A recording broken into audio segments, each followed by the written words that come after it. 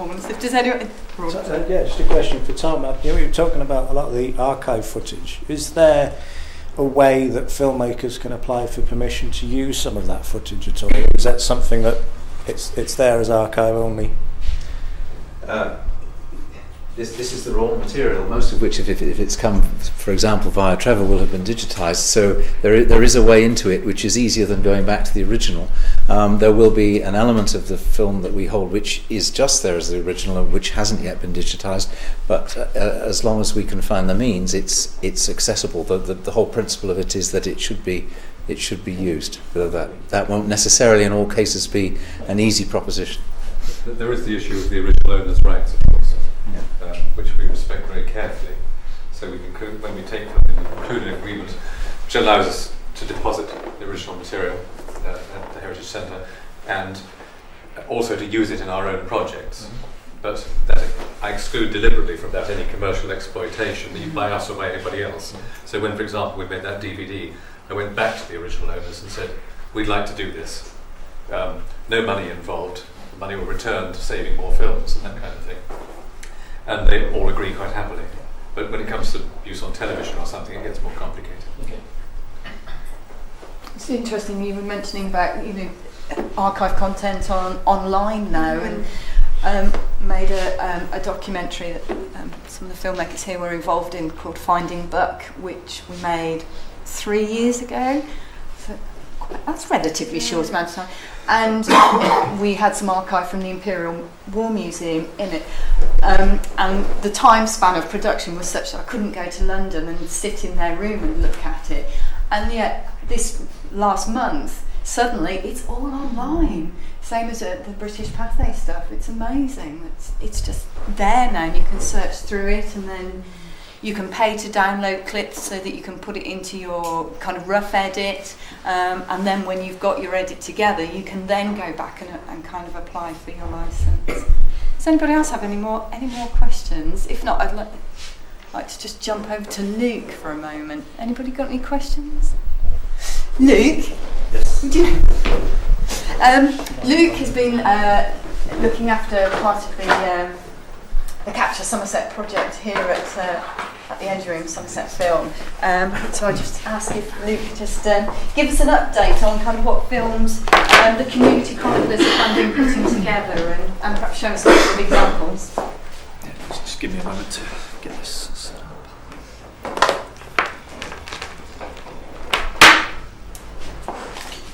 Phil, could you just sort of let everyone know about what Luke's role has been? Yes, sure. We've Capture Somerset, as been mentioned, it got Heritage Lottery and Southwest Screen funding to to do two things: archive the past, which has been Trevor's department, and chronicle the future, which has been ours. And when we talk about chronicling the future, what that's really involved has been offering people training and support, access to kit, to make short programs, to generate their own chronicles of today, the archive of the future. All sorts of people have come in the door. We've run workshops, and Luke's been on, fortunately been able to find some funding for Luke to work with us over a period of time to help out on this.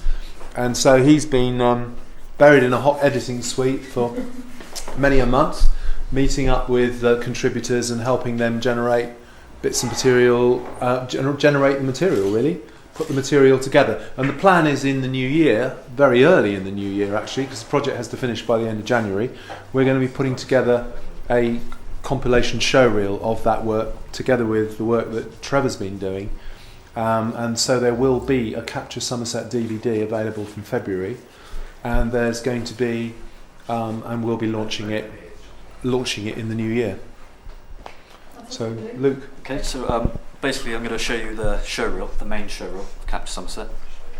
And it's a collection of, the showreel was made about a month ago, so it was basically the projects we had currently at the time. We've had various new projects in it. We've had about 4 or 5 new films in. One about a cider press doing its last ever press. We've had one about the Hewish, the Hewish School in Taunton. I think of those. can't think of any more right now. But so we just play this, and then we'll go on to maybe some other films.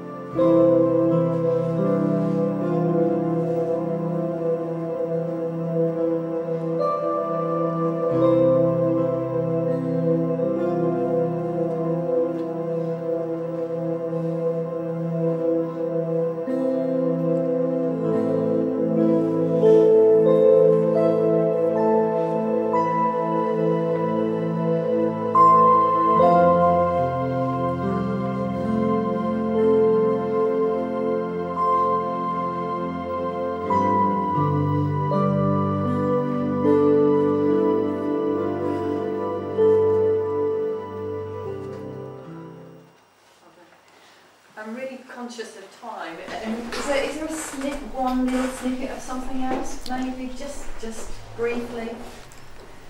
None of them are that short, really. No, perhaps we could just see a moment, perhaps 30 seconds of something that you think. Cool. Blenheim Gardens, maybe? Did you say the Blenheim Gardens one? Yeah. Yeah, all right.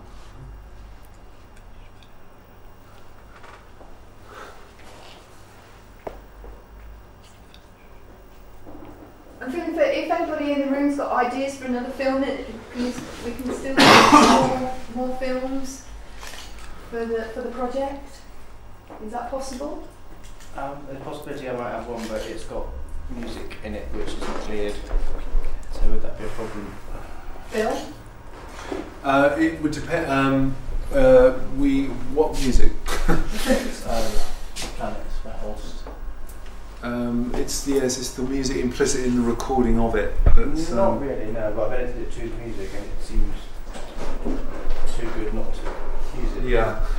Well, have a look at it with you. I mean, we always have this issue with copyright music that's a bit tricky. But let's have a look. Sounds great. How are you doing, Rick? Anything? Yeah, we're good.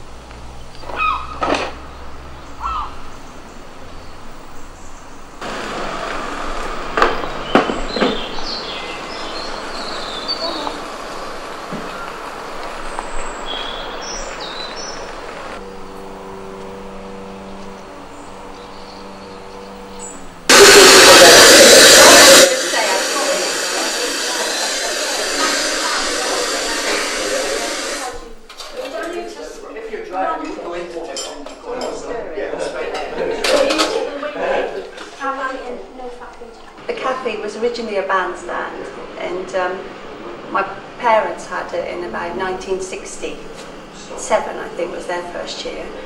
And my mum previously worked for the Gent before, for about 10 years, I think it was. And we loved it when we were growing up. It was a lovely place to be, you know. We all had to work here. Some people have been coming here for about 20, 25 years. You know, lots of holiday makers, they come back every year. And I've seen the children grow up and, you know, become as little toddlers, and then they've brought their children. I've got one lady with her teenagers, and she came here as a child. So, you know, it's nice that. And everybody, you know, becomes friends, really. I'll miss it, really, if I had to give it up. It's always really sad when it first closes. You know, it's a bit depressing and that, really, but, you know, you just have to get through the winter to the next summer, really. Because everything in mine, it is seasonal. I used to come in, you know, with my mum. We used to watch the bands in the park. And came down one Easter 8 years ago. I saw Sue outside, you know, and I asked her for a job. Said come back in 2 weeks, and I've worked here ever since, every summer. I love it, you know, yeah. In the mornings, walk in. Sorry, we'll just pause it there. So we are running out of time, but obviously if you want to see more, then the launch in January. Yes, watch this space. We're still just sorting out when the launch is going to be, but it will be very early in the new year. Once we've sorted out all the things.